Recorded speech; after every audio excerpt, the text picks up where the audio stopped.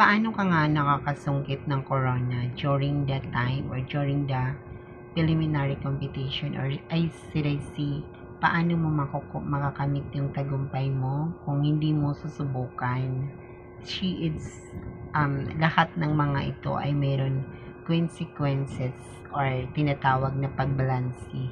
Should I say, marami kang dapat alam sa mundo. So, nung kabataan mo lamang ay na-discourage mo na dapat ito yung goal mo, ito yung career mo.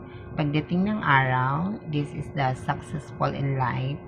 So, minsan, dumating sa point, yung mga nagiging sumasali sa mga pageant, I see with very connection about the family, and then I think it's very supported your family, ganon. Sumusuporta sila during the competition sa mga lives mo or sa mga habit mo.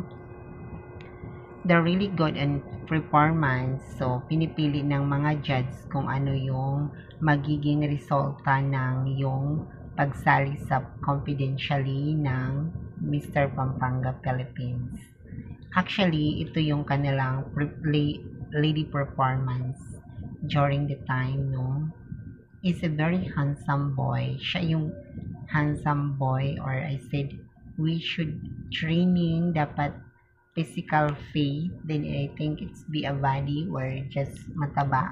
Kailangan pumayat para magiging isang sexy sexy body. Eventually guys, ito yung ating mini vlog ngayon is si Mr. Lubao Pampanga. Siya ang nanalo bilang isang Mr. Pampanga 2026. Alam mo siya guys, hinahangaan siya ng mga lady girl or lady boy or mga bakla or dito sa social media. Sophisticated ang kanyang performance. Then hoping ang kanyang kapugian, so cute. Then talented, supposed to be. Ito yung kanilang mga naging performance during competition. So during competition guys, marami silang mga kompetensya na mga sumasali sa Mr. Pampanga 2026. Let me remind you, sa sumasali, dapat maging aware ka lang sa iyong lifestyle or magiging okay ka lang sa iyong ginagawa kasi huwag kang manira or mang-apak ng ibang kapwa-tao. Supposed to be, ito yung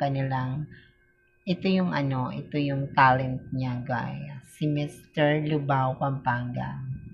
Actually, ito yung kaniyang performance. I think it's be Wonder With. I realize na napanood ko